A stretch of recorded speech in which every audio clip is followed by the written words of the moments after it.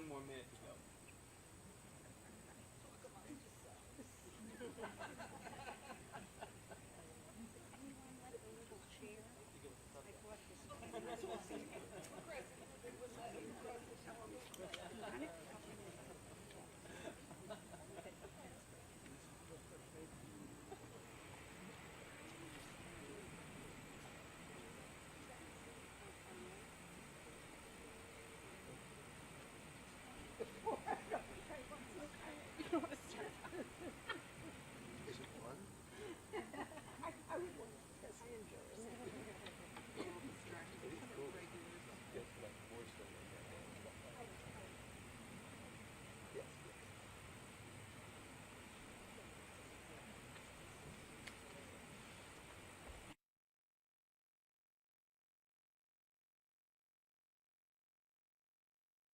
Good afternoon, folks. Ooh. Welcome to the final event in the 2025 We to the People Poetry Series, which is, as I've said before, a wonderful partnership between the New England Poetry Club, the National Park Service, and the Friends of the Longfellow House, Washington's headquarters. I am Emily Levine, and once again, it is such a true pleasure to welcome you here to Longfellow House, Washington's headquarters. It is always wonderful to gather with you all here in this historic place, which was once the home of famed 19th century American poet Henry Wadsworth Longfellow. Today, this place belongs to all Americans. For over 50 years, it has been part of the National Park System, and if you will briefly allow me here, there are currently over 430 units of the National Park System, from iconic natural areas to sites of history and memory that aim to reflect all Americans' stories. So when we think about We to the People, I think about how the more voices we understand as being important to American history, the better we can understand our present. Poetry is a powerful force for elevating many voices, and the Golden Rose Award has long been a powerful force for elevating poetry. So in just a moment, I will pass it over for this very special event to New England Poetry Club President Stephen Rettiner to introduce the Golden Rose Award and this year's esteemed recipient, Martha Collins. But before I do, I'm going to share several important thank yous and, as always, some logistics. So thank you once again to our longtime partners, the New England Poetry Club, for having the vision and the conviction to make this We to the People Poetry Series a reality. Thank you also to the Friends of the Longfellow House, Washington's headquarters, for their ongoing support of this and so many other initiatives at Longfellow. And thank you to all of the staff at Longfellow House, Washington's headquarters, for setting up and taking down every week. And of course, especially to all of you for being here in community with us today. So we do have 3 more summer festival events, Sunday afternoons coming up. I hope you'll join us for music on the lawn. And we're planning more programming into the fall, so come on back. Now, if during the reading you need a break from the heat, please help yourselves to cold beverages over there in the tent. We have a misting fan back there as well. The visitor center at the back of the house is just through the garden. It is well air conditioned, and there are restrooms available there as well. And finally, copies of Martha Collins' most recent book will be available for sale after the reading and signing at the table behind you as well. So now it is my pleasure, perhaps for the last time this summer, but certainly not the last time, to introduce Stephen Rettiner, president of the New England Poetry Club, former poet laureate of Arlington, and wonderful collaborator.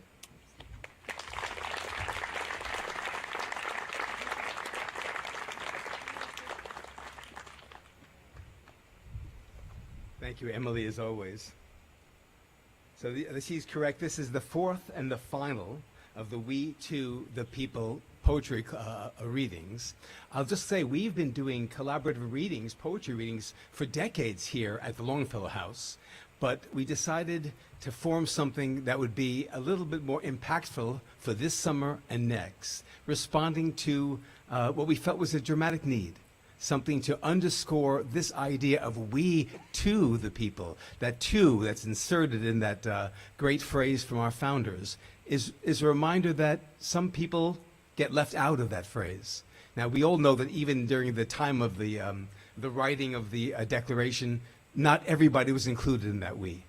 But we've spent 200 plus years trying to broaden that umbrella and make sure that people are included. And I think it's our responsibility to make sure that we invite everyone to the table. And so we invited acclaimed poets representing the great diversity of writers in America and musicians to be able to come here and perform for you and to remind you about how powerful that we is.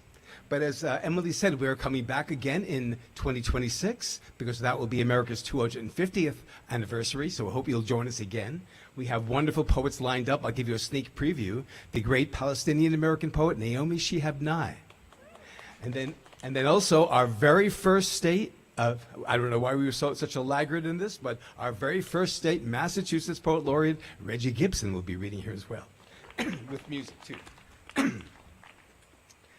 So, I have some thank yous as well. I want to thank our board and our membership because they work tirelessly to make sure poetry is available to every community.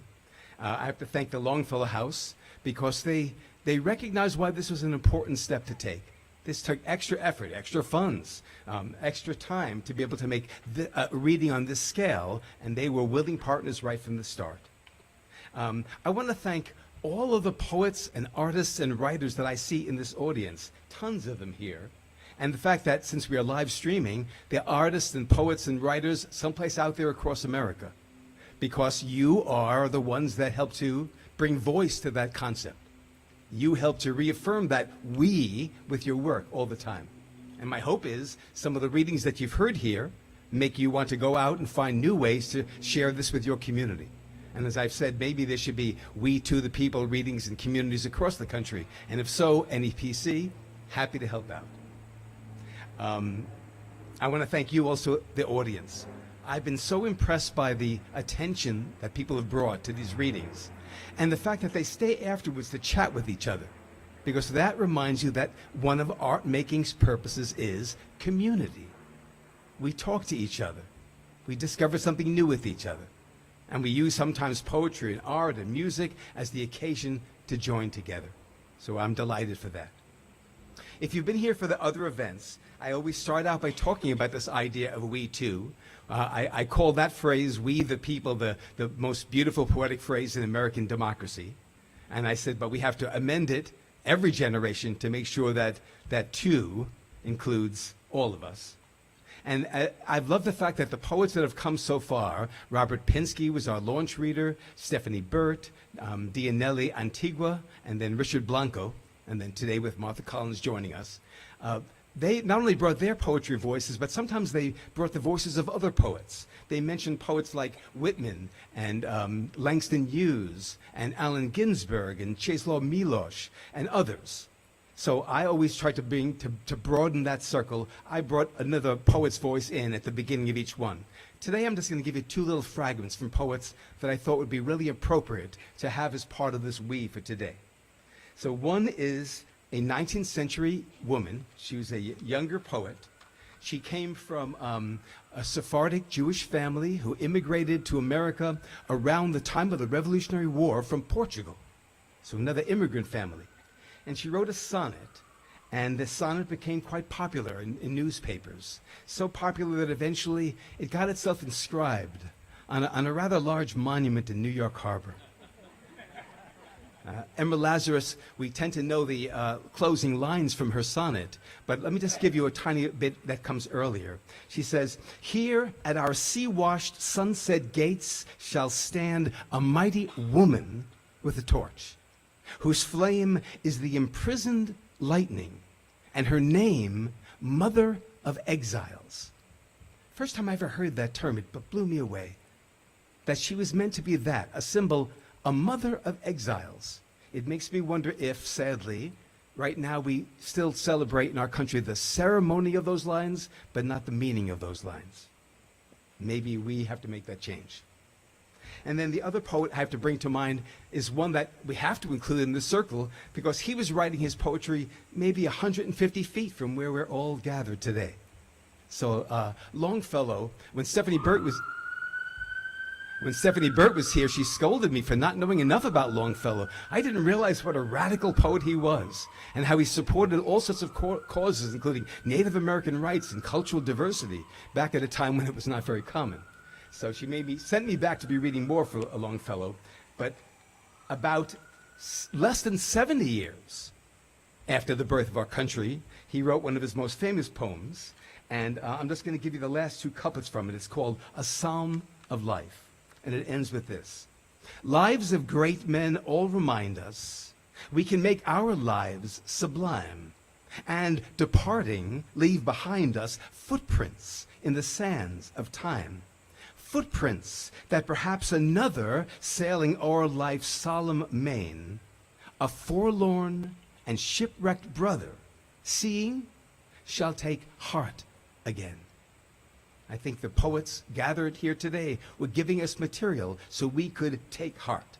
Although I will be bold and amend the poet's words and say that he was speaking to the shipwrecked brothers and sisters and all of the peoples who would fit under that great encompassing we. So now, to start our program again, now I'll formally introduce you to the musician you got to enjoy earlier on. Let me just tell you a tiny bit about her. Today's musical guest is Elizabeth Burke, who began studying violin when she was 7. Her studies took her from Marywood University to the Longy School of Music, where she received her master's degree in violin performance with an emphasis on string pedagogy.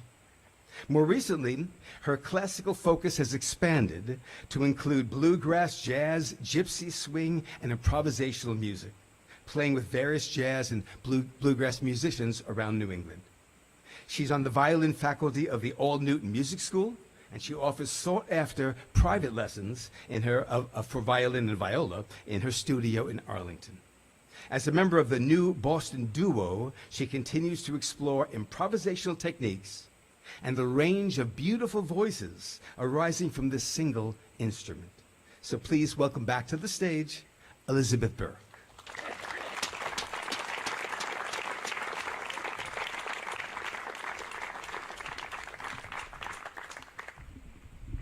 Make sure this is at the right level for you. I'll say quickly in introduction. I've asked each of the musicians to choose one piece of American music, Americana, some theme that we think we know well, and to maybe reinterpret it in light of 21st century America, what we're experiencing today. And she chose a theme that I think you'll all know, because Ken Burns decided to make it his theme for the Civil War documentaries, A Shokan Farewell. People think it's traditional. I thought it was several hundred years old, perhaps. No, it was written by J. Unger, I believe. And the great thing is it has that great mix of moods, solemn and maybe bittersweet, but also full of life. So, A Shokan Farewell.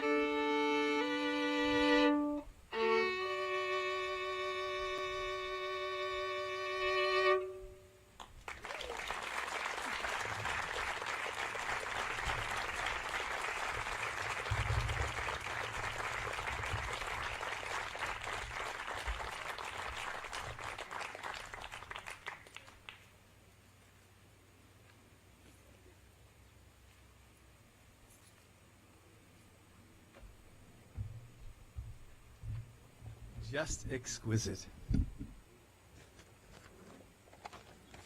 So now my honor is to introduce today's poet, but for the previous ones, I was just introducing the next of the We Two poets, but this is a double introduction, because every year the New England Poetry Club presents something that's like a Lifetime Achievement Award called the Golden Rose. And today's last reader in the We Two series is the winner of this year's 2025 Golden Rose. Art making requires a leap of faith. For a poet, there are cavernous gaps between the self and the page, between the page and the deep traditions of the art form, and between these both and the dreamed of possibility that some readers may exist out there for whom these musically charged lines will also be deeply meaningful. Martha Collins writes within the mysterious zones of that faith. But to me, one area in particular stands out. She displays a stubborn trust in the connection between consciousness and conscience, as if an exploration of the former must lead inexorably to some fortifying effect on the latter. At first, this effort is for the author herself, hoping to replenish her own inner life. But later, the hope is that the extra electricity a poet can run through language might help illuminate the dark corners that we all sense are inside us. Across 11 collections of poetry, 5 volumes of co-translation, an array of essays and reviews, Martha has committed her energy to exploring how a poem can play upon those bundled strings of neurons where experience is stored and coax them to sing. Martha Collins is a unique literary talent. Poet, translator, educator, historian without portfolio, she's been lauded for her book-length examinations of social and political forces and the ways they manifest in the lives of ordinary Americans, though the poet uncovers continually extraordinary circumstances at every turn. Among Martha's honors are fellowships from the NEA, the Bunting Institute, the Witter Benner Foundation, as well as 3 Pushcart Prizes and the Alice Faye de Castagnola Award and the William Carlos Award from the Poetry Society of America. There is much I can recommend in Martha's poetry. If you suffer a great loss and are in need of another heart to lean on, I recommend reading Because What Else Could I Do? A poem she wrote in response to the death of her husband. You want a master class in how to use intuition to guide your poetic development? Try the sibling texts Day Unto Day and then Night Unto Night. But I must zero in on the trilogy of books about race in America: Blue Front, White Papers, and Admit One, an American Scrapbook. She employed such a dizzying array of documentary resources and innovative techniques. These much-honored books influenced a generation of poets who were considering how they could respond to the complex American story. No less a poet than Denise Levertov said of her, Martha Collins is a poet whose command of craft rises beautifully to meet the needs of her vision. The incident that started the books, beginning with an incident from her own family's history, her father at age 5 witnessing a brutal lynching in Cairo, Illinois. She created a kaleidoscopic portrait of race in America and its corrosive effects on every aspect of society. This would have been a provocative undertaking for anyone, let alone a white woman from Nebraska. But this points to one of Martha's fierce creative and personality traits. She possesses a sensitive moral compass, and once the direction for her writing is revealed to her, there's little that can deflect that momentum. As a co-translator, especially carrying over the work from Vietnamese poets into English, she reminds us of how little we've understood and how much we have to gain from other cultures, especially those that we once declared as enemies. And I mustn't fail to mention that as an educator, among a variety of teaching positions she's had, she founded the creative writing program at UMass Boston. She's worked tirelessly to pass on this passion for authentic exploration to new generations of writers. Her most recent book is Casualty Reports, which we'll have here for signing and a chance for you to meet Martha and chat with her afterwards. But I was delighted to learn of two new collections that are forthcoming. Word work, essays, reviews, reflections, and that, I'm sorry, that's essays and reviews, and Her Body, the World, selected early poems, and they're both set to appear in 2026 and 2027, so we will soon have much more to savor. But I close by saying this. I can think of few poets who have been so supportive to the art form and to the work of other writers, especially those experiencing times of distress, than this individual that we're celebrating today. So please join me in welcoming the 2025 Golden Rose honoree, Martha Collins.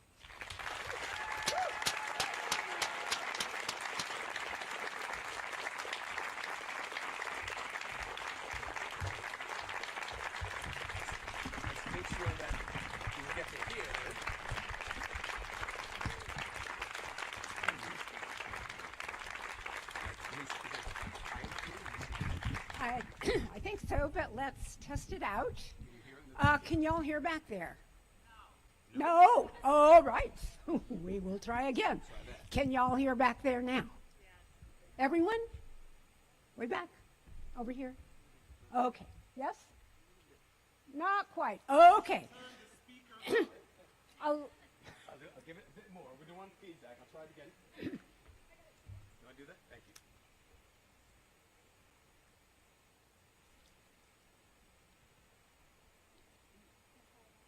Hello? Is this better? Okay.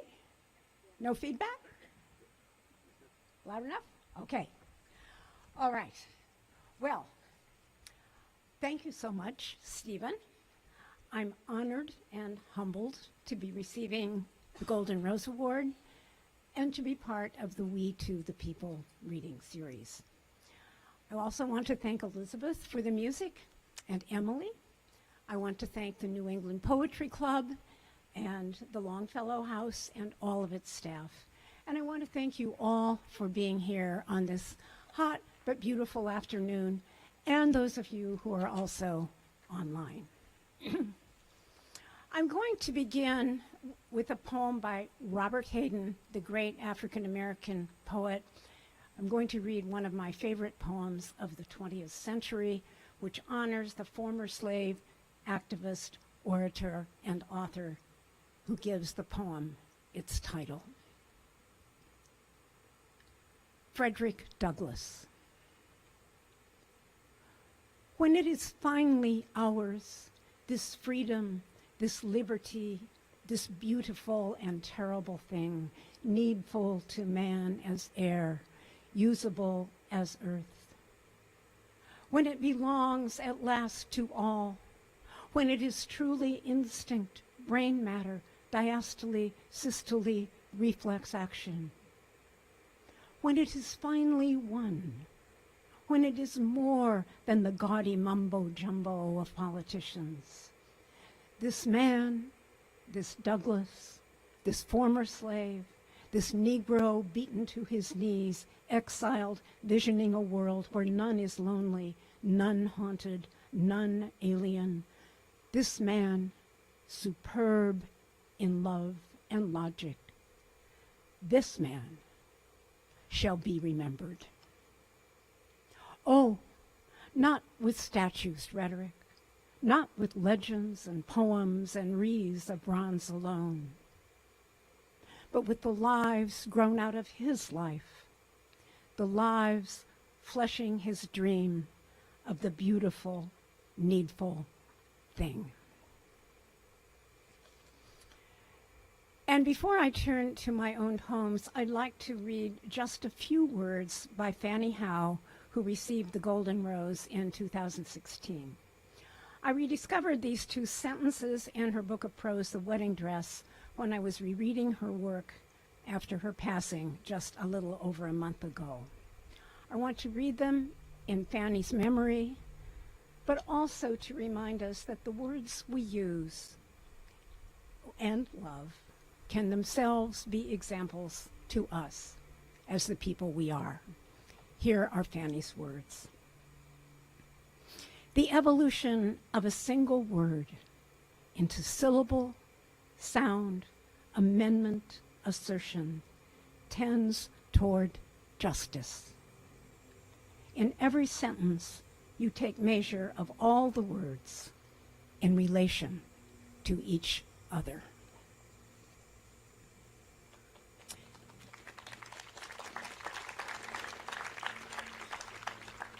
And now I'll turn to my own poems.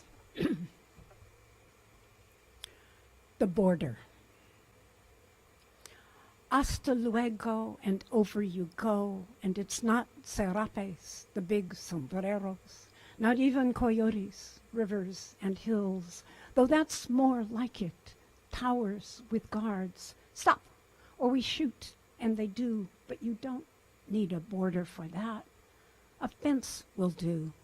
A black boy stuck to its wire like a leaf, a happy gun in the thick pink hand that wags from the sleeve. Even a street, the other side, a door, a skin. Give me a hand. And she gives him a hand. She gives him both her hands. The bones of her back are cracking. The string has snapped. She's falling. She's pleated paper. Paper is spreading. And there you are again, over the edge.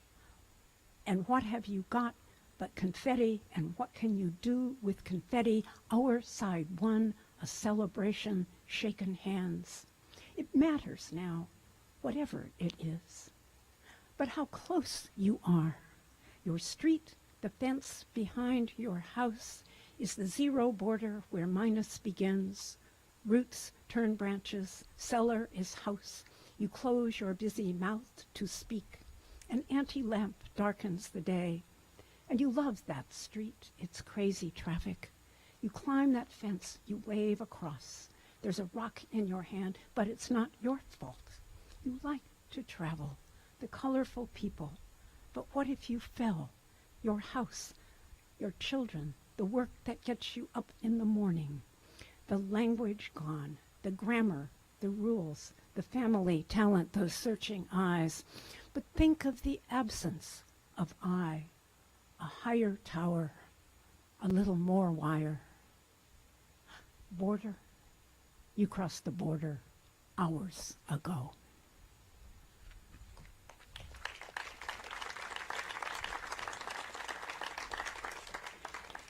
Thank you so much for the applause. As I go a little further on very soon, I'm going to be reading from sequences of poems that I just as well read straight through. So if you can hold the applause, that would be great. Thank you. This next poem, like the previous one, is an older poem, but the event it describes is regrettably similar to more recent events. There's another speaker who I'm sure you'll recognize as not me in the middle of this short poem. Rights. He had no rights. They beat him up. You've got no right, he said, and he was right, we thought.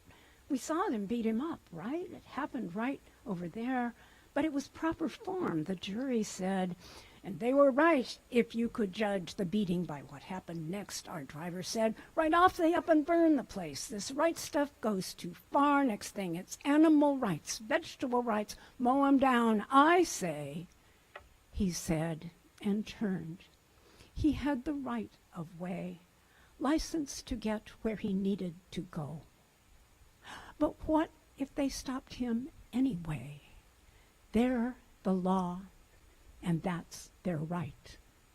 The right side of the bodies on the other side of the heart. So Stephen mentioned the 3 books that I have written focusing on race, and I'm going to turn to those now. They were written between 2006 and 2016. I'm going to read from the first 2, and note before I read that writing these poems changed my life and my sense of what it means to be an American. This began when I saw an exhibit of lynching postcards, which were shocking because they were souvenirs that people bought when they attended lynchings, shocking because of their images, because of the messages that people wrote on them, but most of all because many of them, a series of them, were from Cairo, Illinois, where my father had told me earlier that he had seen a man hanged. Predictably, the primary victim was an African-American man. There were 10,000 people there. And my father, I found, was 5 years old, which was the age I had always known that he began working, selling fruit outside his uncle's stand, outside his uncle's restaurant at a little stand. He was so good at making change that he was kind of a phenomenon in the town. So the restaurant was called the Blue Front, which gives this book its title. There are no titles in the book. They're just sections. I consider it, in a sense, a book-length poem. I'm going to read 5 sections, or parts of sections, beginning with the fragmented beginning of the book. And I should mention that Cairo is at the southern tip of Illinois, where the Mississippi River and the Ohio River come together. He was 5. He sold fruit on the street in front. He sold fruit. People came. He made change, came to see him make change. In front of the restaurant that faced the tracks that ran by the river, one of the rivers a block from the street and up to the double arch, where in 1909,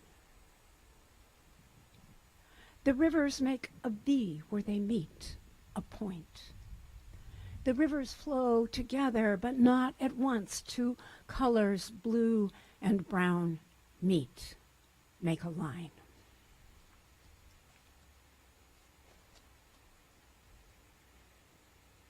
This time there was a body. It was a white body murder. It was a woman's body rape. Said him because she was large and he was larger. He was large enough. Said him because she was white and he was black and could have, therefore must have necessarily him because. Was what they said it always was. Was why they said they had to, must. But it wasn't always rape alleged. It wasn't always murder alleged. It wasn't always even alleged.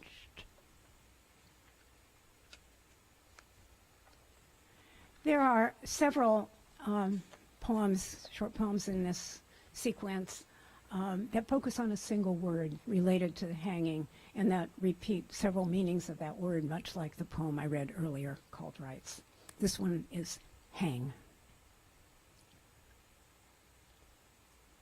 As a mirror on a wall, or the fall of a dress, a shirt on a line to fasten to dry. On the rack or back in the closet again, a sweet curse on it all, sliver of nail, delayed attack. Shamed creature, a curse on itself. So the act of doing it changes the verb, tense with not quite right. With rope, like a swing from a tree. From a pole, like a flag, or holidays, from an arch lit bright with lights. In the night, in the air, like a shirt. Without, or with only a shirt. Without, like an empty sleeve.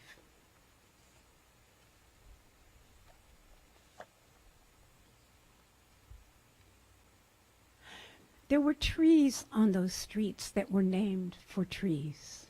Sycamore, cedar, poplar, pine, elm, where the woman's body was found, where the man's body was taken and burned.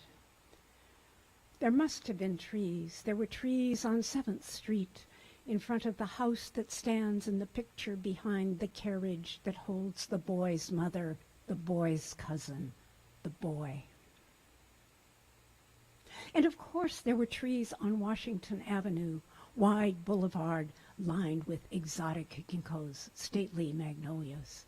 There were trees on that street that are still on that street.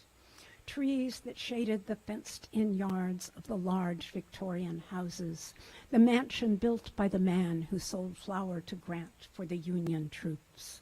Trees that were known to the crowd that saw the victim hanged, though not on a tree. This was the country. They used a steel arch with electric lights, and later a lamppost. This was a modern event. The trees were not involved.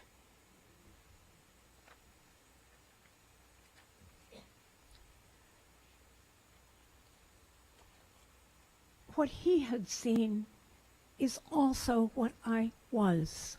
I had to know white, what white had done, thought, what white does not think, an absence. White is not a given point, extended line, blank for signing. If you don't mind my asking why a white person had to see my name listed white, and other owing what it is to what it thinks it isn't. So as that last poem suggests, I began to think about being white in a way I never had while writing that book. A process that continued when I did readings from Blue Front, and people would say, they would ask, how does it feel to be writing African American history as a white woman? And I would say, well, if you were just to film the lynching part of this book, how many black actors would you need? How many white actors and how many white extras? It's our history, too. And then the term white papers came into my mind, and I began to shift the focus from my father seeing a lynching to myself in relation to race. Again, I did a lot of research, but I also wrote some poems that were more personal than many poems I'd written before. Once again, I'll read 5 poems. These are also untitled, though they're numbered in the book. I only recently realized that this book begins also with my father. Because my father said, yes, but not in our lifetimes. Because my mother said, I know my daughter would never want to marry. But mostly because they rarely spoke of or noticed or even whispered about, and did not, of course. Because magazines rarely, TV rarely, textbooks rarely or not at all, except for figures like George Washington Carver, who lived in our state. Because among the crayons there was one called Flesh. Because paintings rarely or never until. Because books from the library never until. Because college literature not at all. The American Lit Anthology had only Gwendolyn Brooks, who was not assigned. Because a few years after Brown v. Board of Education, I wrote a paper that took the position, yes, but not yet. That state where George Washington Carver had lived was Iowa. I was born in Nebraska, but grew up in Iowa, which is where the next poem begins. It starts a small ways back in history to the time when we had printed phone books, which some of you may never have seen. In the middle of our city phone book every year, there was a map of the city between the white pages and the yellow commercial pages. And then this poem goes on, goes far back to the prehistory, the history of race itself and racial distinction. They lived in the colored section of town, as if the white pages map had been crayoned, little squares inside the lines.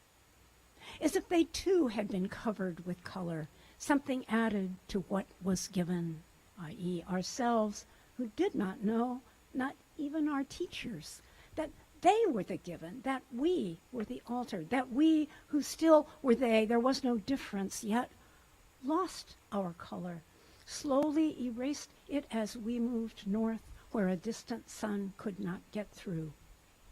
And on we went, making roads and maps of rivers and roads, assuming we owned it if we could draw it and color it in and give it a name. And still we are drawing lines and calling them borders and coloring in and naming people who shall not, must not cross, who live in the colored sections of our white minds.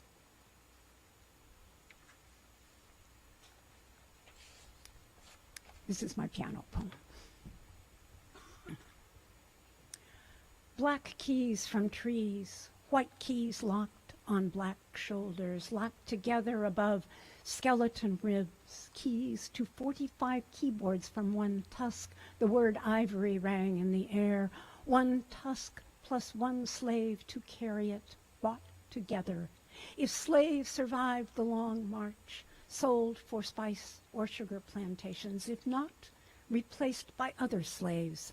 5 Africans died for each tusk, 2 million for 400,000 American pianos, including the one my grandmother played, not to mention grieving villages, burned women, children left to die, the dead elephants whose tusks went to Connecticut, where they were cut, bleached, and polished. While my grandmother played in Illinois, my mother played, and there were many old pianos, and slaves were used till the 20th century. An African slave could have carried a tusk that was cut into white keys I played, starting with middle C and going up and down.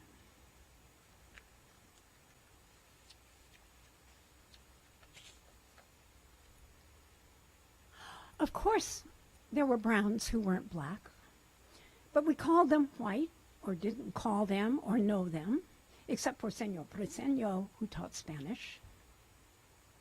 No one was Latin American then, or Hispanic or Latino, although we'd heard a name for Mexicans, and also one for Italians who lived in their own section of town. Of course, there were the confusing other Indians, one of whom my mother knew, a pastor's wife who always wore a sari so people wouldn't think she was, you know, what she wasn't.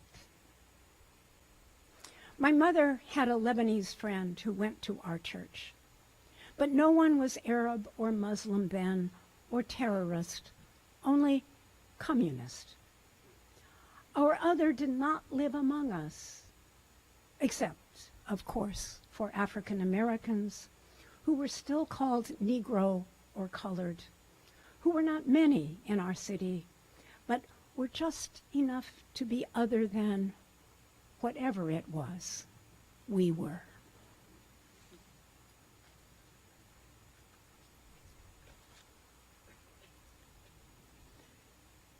The Irish were not.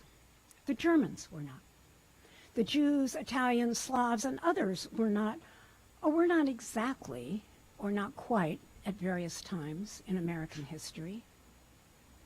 Before us, the Greeks themselves were not, though the weaker enemy Persians were. The next up Romans themselves were not either. And later the Europeans were not, until Linnaeus named by color red, white, yellow, and black. Even the English settlers were only vaguely at first to contrast with natives. But then with Africans, more and more of them slaves to be irreversibly, totally different from they were. Then others were not, then were or were not, but gradually became, leaving only for a time black and yellow to be not. Then there were other words for those who were still or newly, see immigrant, Arab, somehow not the same and therefore not. Thus history leaves us nothing but not. Like children playing at being something we keep making our whiteness up. So the third book in my trilogy of race books, Admit One, an American Scrapbook, focuses on the eugenics movement, including anti-immigration legislation and attitudes that we are finding still with us today. But rather than read from that book, I'm going to end the section on race in America by reading the last poem in Blue Front, the book focusing on the lynching my father witnessed as a child who was selling fruit and making change. The he in this poem is my father many years later. He wanted to know everyone. In the end, he was a kind man. Did errands for old people younger than he, helped kids with school, met people in stores on the street. Please, may I help? And the last day, he said, you know, this world could be a better place. Just promise me that you will help. He waited. He made change. May I help you? Please make change. So now I'm going to turn to my most recent book, which Stephen mentioned, Casualty Reports. This book again began with family. 2 of the 5 sections in the book focus on coal. My grandfather and great-grandfather were coal miners in southern Illinois. I'm going to read 5 poems from this sequence, 2 of them very short, both to honor the complex legacy of coal mining, which gave identity to many Americans, but which also had devastating effects on both the miners and our environment. I'll begin with the first poem in the book. In Illinois. My father's father's father had a share in the Enterprise mine, the Enterprise Coal and Coke Company, 1871. He was a shareholder, being a coal digger, kept a log of entries, shafts, and air shafts, rooms by number and number of feet, died 1881.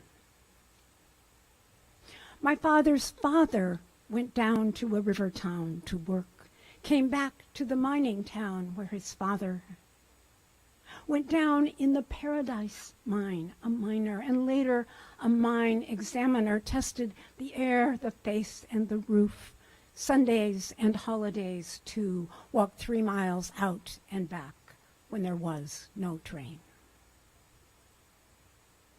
My father, whose mother kept him out of the mines, kept his father's oil lamp, kept his father's carbide and safety lamps, kept a box of wicks, picks, globes, kept his father's 50-year union pin, his first aid pin, his flashlight safe for use, kept manuals, papers. This lamp was given, all labeled. This pin was given, kept it all. It was his legacy, labeled, dated 1965, and signed and kept for me. And the revolution we call the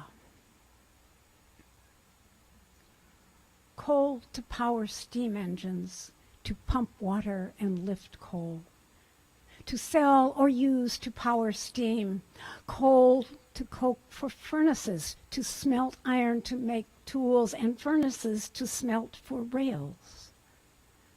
Trains to transport coal to power, steam engines to power trains, and boats to transport coal. Harness the power of, raised to the power of power. And the next 2 poems are very short and very fragmented. They. They bought, became companies, corporations. Aligned with power plants, power grew. Indigenous peoples, coal, water for cities. Funded claims against science, no. Supported politicians who supported, helped elect clean, beautiful coal. You may remember that from our current president some years ago. Whose lungs were lost to coal dust, black coal to black lung, now rock dust to lungs. Whose jobs were lost to strip minings, to mining machines, to natural gas, or paid less because. Who sold mineral rights to land when farming replaced jobs, whose farms subsided or lost. And the last of these coal poems is a kind of prayer. Blessing. Where we dug up the graves of black slaves who mined the first coal in Illinois, where we desecrated the graves of indigenous people that covered coal in the Southwest, where we dug up animals, plants in their graves and burned them as oil and gas and coal. There and throughout our earth, let us grieve for the graves we robbed, and then let us bless the graves of the dead that remain, and over them for the living, the wind, the sun. There's also, in this book, a section on war. I began writing, or trying to write, as a young Vietnam War protester. I wrote some very bad poems, and really didn't come to understand that war until I began co-translating Vietnamese poems. I'm not going to read any of my translations, but I'm going to read 3 poems from this war section. And the first one is about my own place during the Vietnam War. Not being there.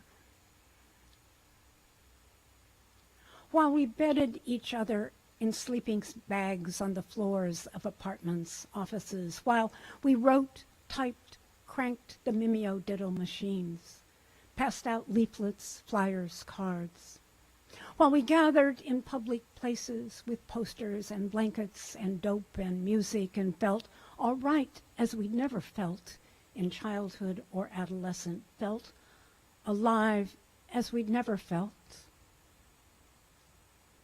People our age were losing things: arms and legs, innocence, sanity, girlfriends, wives, buddies, boyfriends, husbands, lives, children, families, babies, villages, ways, and means of life. And though we knew it was true, it was as we know some things we read are true. We knew few of our own dead, knew nothing of how they cherished theirs. We didn't even know they wrote poems. And the second of these poems is also a kind of prayer. It was written in 2009 for Gaza, which is the title, but I read it on behalf of all victims of war. For Gaza.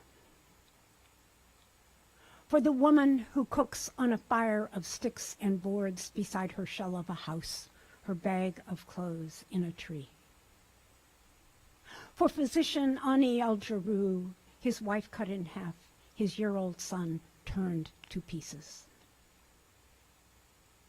For the 30 dead Samuni family members dug out of the rubble, for the living including children who clutched dead mothers.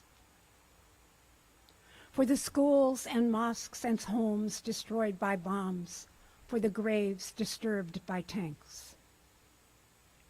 For the more than 1,300 dead, including those who walked from their homes as directed with white flags. For those going home to water their trees, lemon and almond and olive, and for those trees. I'll read one more poem from this war section of this book. This is the last poem I'll read from this book, and then I will close with another poem after this. Like her body, the world. Hit and hit and hit and hit and fallen. Getting up and trying to get up. Now one part is hitting another part, wounding its flesh, slicing its own veins, breaking its bones. But wait, we are coming. Help is on the way. Now we are hitting the part that is hitting the part. Now it is arm against arm, hand against hand.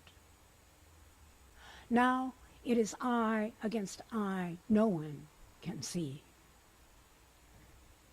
Now it is ear against ear, there is no mouth. Where is the up to get up to? Where is the body? Where are the parts? The parts have all fallen apart. We are part of the body. We forgot. We thought we lived outside like a brain in a jar. We thought we were pure like thought, nothing to lose. But we are losing too. We are losing parts. Besides, we were never that brain. We were only a part. We thought we would never fall, but we are falling. Falling and falling and falling, hitting the air. Falling, hitting ourself, our own body. Meanwhile, the body, the world, will try to get up, or else the body, the world, will lie down. And the last poem I would like to read is another wee poem. I began with a wee poem. This is a wee poem that I read, first of all, for all of us in this gathering. And I do want to thank you all again for being here. But the we, as I think the poem suggests, extends itself beyond. Benediction. Not a story, we said, not even a line. And there wasn't a line, there was a circle. A perfect circle, though there were breaks. But it wasn't broken, it was open. It was open in the spaces between. It was open in the spaces between us. And we were like candles giving light. But the light came from the length of our bodies. And we were like lilies that opened their throats. And as we opened, we almost touched. And we threw back our heads, and the circle widened. And there was silence. But we were singing. Thank you.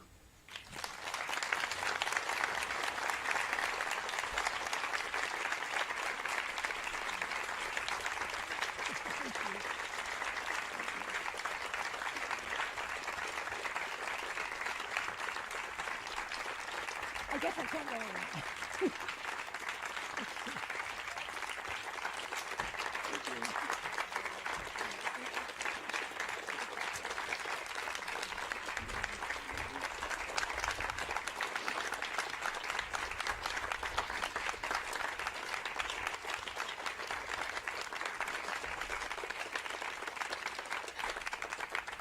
Thank you. So it's my pleasure I get to make some presentations now. The Golden Rose, I believe, is the oldest poet. Am I correct? The oldest. I think it's the oldest literary award in America. It began as the club began about 115 years ago, and what the award is a wooden box. It's inside now another wooden box, because the award is on a brass plaque to add the name of every poet year by year. A pantheon of American poets who was awarded the Golden Rose. Sadly, like the Stanley Cup, she doesn't get to keep the rose. But her name is added to a brass plaque until this old 100-year-old box was all filled. So now we had to make a bigger box to add new brass plaque names. We're going to have the rose, you can see it. It's an actual beautiful golden rose out on the table where Martha will be signing books. So you'll get to see it if you want. Maybe take a picture with that too. Can you touch it? Yes, I think you can touch it. I believe they'll let you touch it. I won't be there, so I won't be able to approve or forbid. I will be able to give Martha. Where did I just do with it? Thank you. A certificate. And this is just the way to acknowledge that she is the 2025 winner of the New England Poetry Club's Golden Rose Award. Thank you.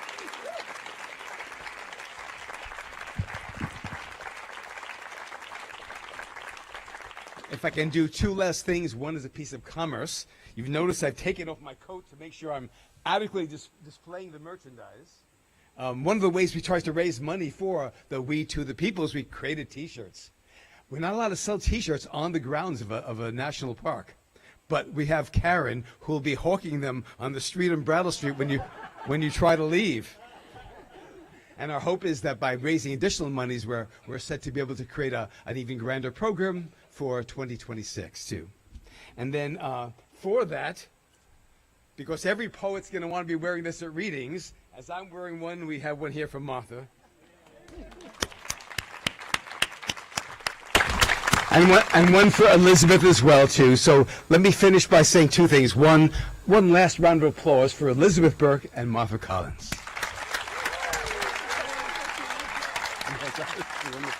Thank you. Thank you.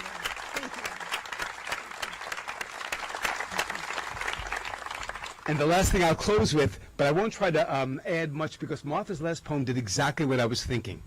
At each of these readings, I will sometimes turn around and watch you.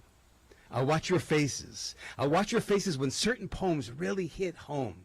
And at that moment, I understand the we that I am a part of. So I just want to thank you for bringing that self here today, for sharing that, and for having the poet and the musician be able to open up that place inside of us where we could feel who we are. There's refreshments, because it's the Golden Rose, refreshments and things to drinks, books to sign. If you want to learn more about the New England Poetry Club or become a supporter, there's people at the table. If you want to learn more about the Longfellow House, book tours, or find out about the other art events during the summer, there's somebody at the table beside that as well. And again, thank you all for coming. And I'll bring this over to the teachers of you with it too.